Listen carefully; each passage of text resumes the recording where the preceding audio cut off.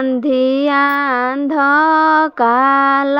अइले पानी छाछा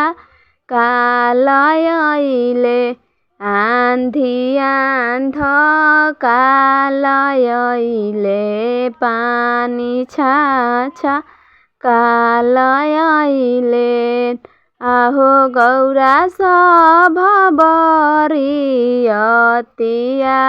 लोटत अइले शिव मौरी भिंजत अइले आहो गौरा सभ बरियतिया लोटत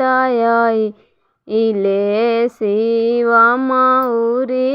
भिंजत अइले आहो गौरा खोलना शोभरन के एवड़िया तोरिया तरवा खाड़ा बानीन आहो गौरा खोलना शोभरन के एवड़िया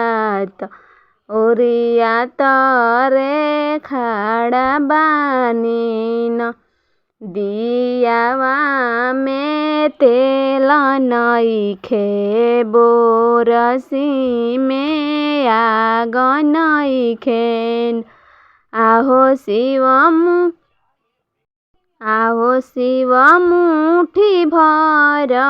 बीड़ी नइखे बगल बीचे पान नइखे हो आहो शिव ओरिए के पनिया गोड़ावा धोइलना ओरिए तरवा सूती जाना हो आरे आरे कांगालिंधियावा आरे आरे भिखारिंधियावा आहो गौरा हमारा घरवा दियावा में तेल बाटे बोरसी में आग बाटे आहो गौरा हमारा घरवा मुठी भर बीड़ी बाटे बगल बीचे पान बाटे न।